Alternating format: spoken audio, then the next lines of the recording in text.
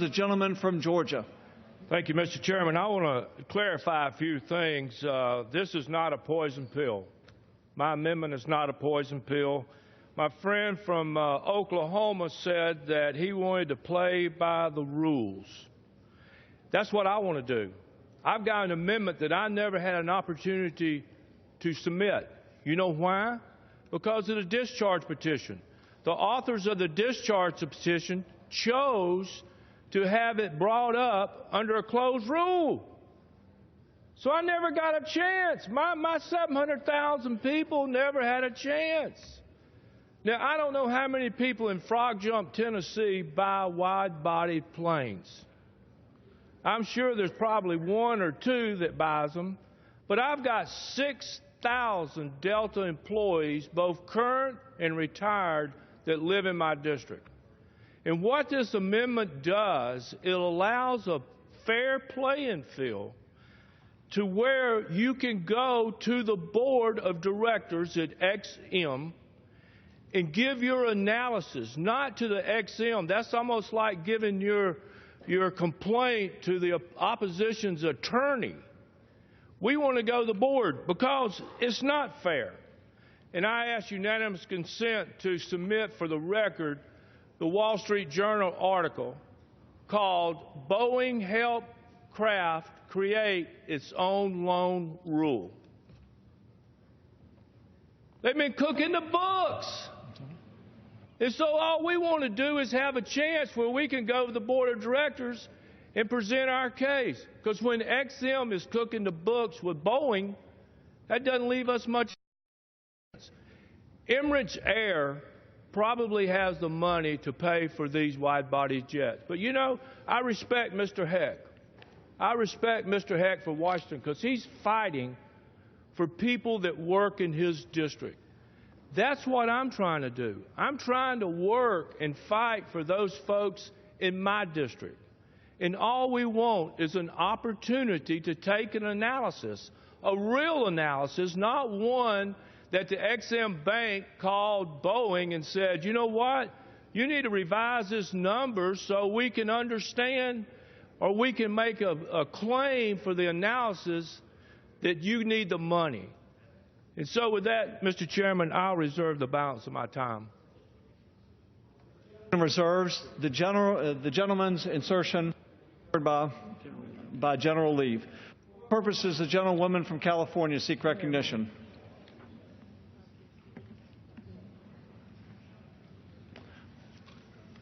Mr. Chair, I move to claim time in opposition. The gentlewoman is recognized for 5 minutes. I don't know where I am. Number 10.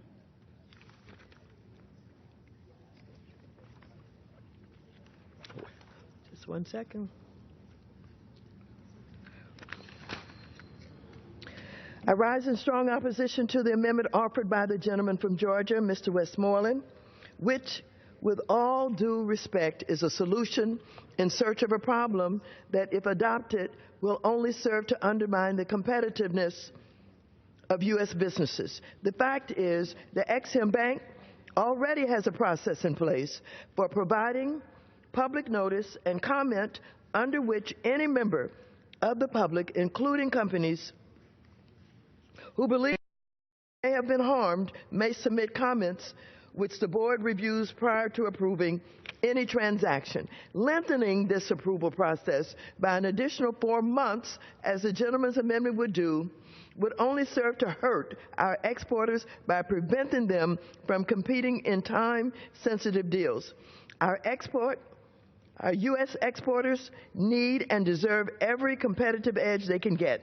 So I urge my members to reject this unnecessary and burdensome amendment and reserve the balance of my time. The gentlewoman reserves. The gentleman from Georgia is recognized. And I'd just like to tell the gentlelady that it's not 4 months, it's 60 days. Is 60 days too much to ask that you could go present your case in front of the board of directors?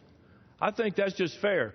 And to the gentlelady from California, I understand, but you're just reading, something that your staff has given you. It's not 4 months.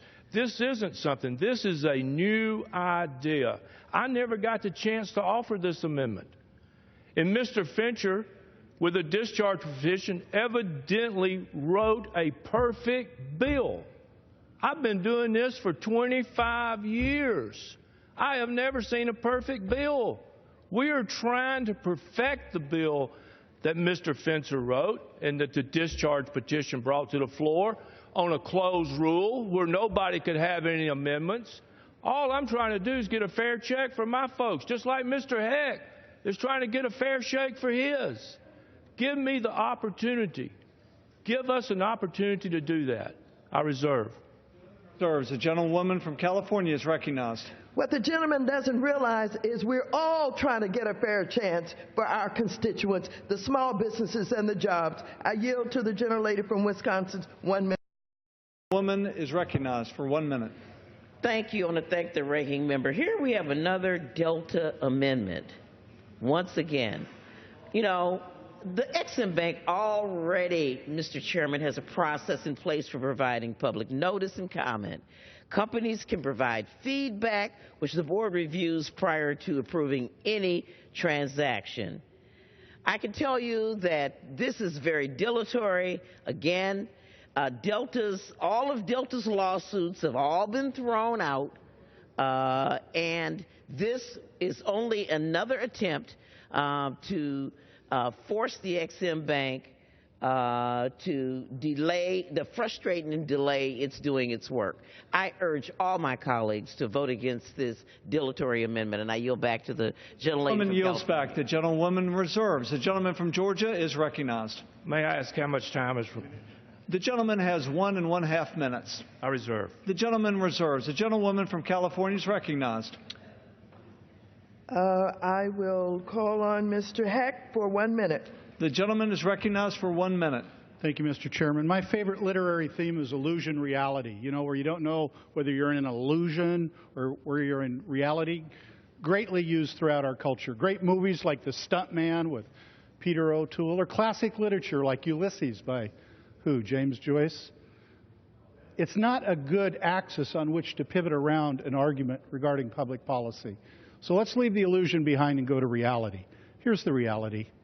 The Ex-Im does support jobs. 164,000 last year. GAO, which you keep citing, approved its methodology.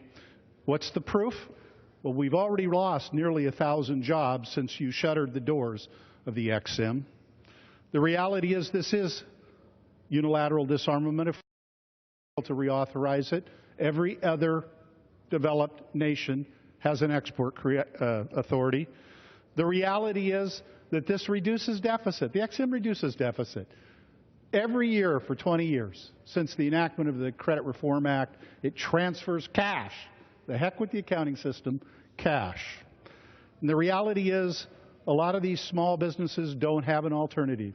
Steve Wilburn, who is CEO of Firm Green, stood before us last year and said, if you've got an alternative for my pending deal in Korea, tell me what it is. He lost the deal because of the cloud over Ex-Im. An Indian company got the job. Gentleman's time has expired. The gentlewoman reserves. The gentleman from Georgia is recognized. I don't know what the gentleman is talking about reality, because the reality is that my constituents are losing jobs, and that's not fair. And for this not to be fair, is it too? I believe the gentleman's an attorney. All we want is an opportunity to go to the people that can make a decision and ask them to make that decision within 60 days. I'm not going to go to the attorney that's fighting me and say, hey, here's my analysis or here's my thing, take it and give it to somebody else. That's the fox looking after the hen house. And that's not the way we need to operate. I yield.